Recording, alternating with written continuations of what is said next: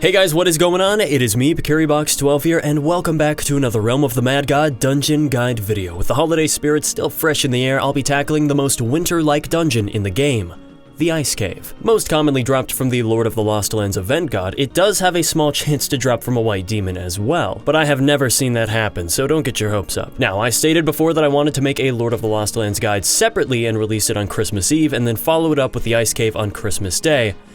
But things don't always go according to plan. I think I bit off a little more than I could chew, not to mention having the flu for almost a week is bound to put a damper in things. So I've decided to combine both guides into one cohesive video. Gotta reach that 10-minute mark, you know?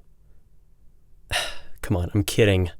Now, if you could please check out my Patreon. Alright, so the Lord of the Lost Lands, that name is too long. I'm just gonna call him Lotl from now on, okay? Lotl only spawns once per realm and doesn't drop a guaranteed portal, just like the Grand Sphinx. When you find him, he's completely vulnerable, and once he's damaged, he'll spawn a couple Guardians of the Lost Lands, which then spawn up to 4 Knights, I believe, of the Lost Lands each, making it a pretty hectic fight. You got a lot to watch out for. The Guardians can hit pretty hard, but the blue triangle shot is what slows you for 3 seconds and causes problems. Great, I'm being attacked by geometry. It's like 9th grade all over again. At high health, the Guardian will pursue you, but if you lower it to around 1/3, it'll run away. It's got Jackal Syndrome. It's not gonna fight if it knows it's going to lose. By lowering their health, you can get them out of your hair and not worry about the slows affecting you. Another effective strategy, if you have the speed, is to lure them far away from the fight and then quickly run back out of their line of sight, trapping them in limbo off screen. Killing them, though, doesn't really matter since they respawn at max every phase. It's not worth the energy. The Knights that spawn can be a bit more lethal in large numbers due to their fast attacks, and since they are much more swift on the ground, you can't trap them in limbo, not unless you're really fast. Meanwhile, you have the Lord himself to worry about. He's pretty erratic in how he shoots and moves, so it's hard to predict, not to mention every shot does 95 base damage. Like most event gods, Lotl can be steamrolled over if you have enough people, as strong as he is, but if you don't, he'll change his sprite and start gathering power if he's alive long enough. You might think that he's charging up, and in a way he is. He starts glowing and unleashing an onslaught of giant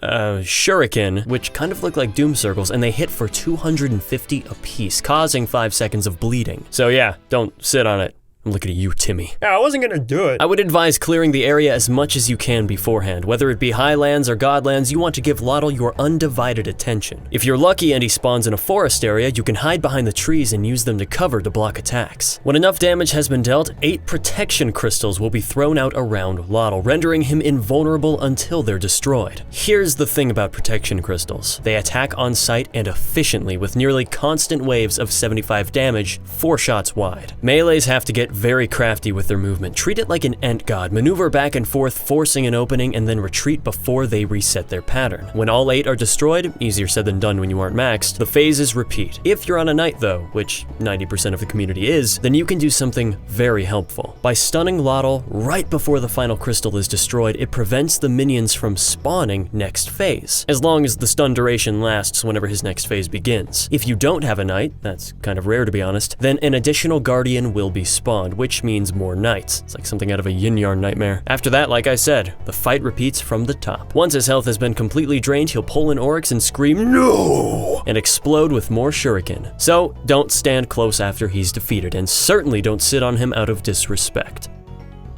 Don't even think about it. Believe it or not, Lord of the Lost Lands is my favorite event god. His design is cool, the fight is engaging, and his lore is pretty interesting. When Oryx took over, Lotl's kingdom of Ogmer was destroyed. Can you imagine how much pride he has to swallow to work under the very being that conquered his own homeland? If there's one minion that's most likely to rebel against Oryx, it's this guy. Oh, and could we get a Lost Lands skin for the Knight, please? That would look awesome. Like all event gods, you can get a potion and some items, but the white bag is my personal favorite untiered item in the whole game.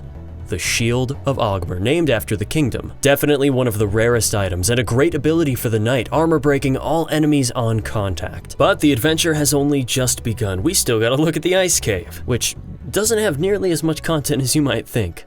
Go figure. Anyway, the defining characteristic of the Ice Cave is made apparent from the moment you set foot on the ground.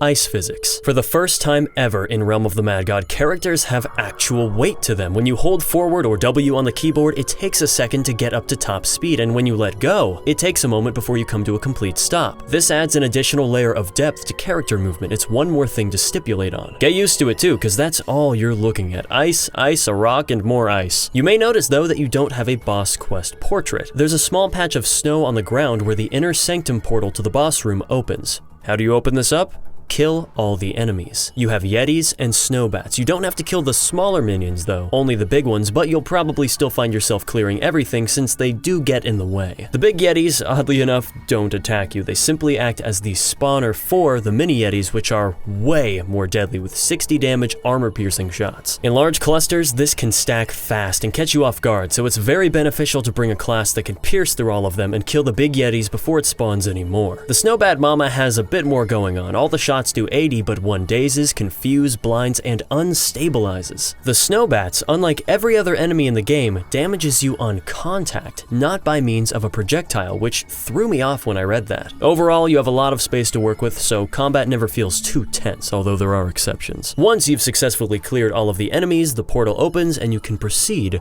to the boss room. In here, you're greeted by Esben, the Unwilling. Now, what exactly is he so unwilling to do? That's the question. Unfortunately, he's just acting as a vessel for a voice from beyond. His soul is being corrupted by an evil spirit. He's not a bad guy, and I legitimately feel sorry for him. In any event, though, you can't lay a finger on Esben until the 8 cursed graves have all been destroyed. You notice the similarity there? What's troublesome about these are the icy whirlwinds, or Cool Ranch Doritos, that continue to spawn. They have 2 attacks, one that hurts and one that hurts even more, and confuses, both of which pierce through armor, so it's highly advised to keep as much distance as you can away from them. The graves can hit you with a paralysis circle too, but it sticks out like a sore thumb, making it easy to anticipate. Meanwhile, Esben has 4 different attack patterns of his own that he likes to throw out. 2 of them merely pierce for damage, but 1 causes daze and quiet, and the 4th inflicts unstable. Out of all of them, the unstable shots are nearly unavoidable from how close together they are. That's where the 4 ice barricades around the room come in handy. Just like in the snake pit, you can take cover from Esben behind them, but they can be destroyed by your own hand. Or you can just let someone else take the bullets for you.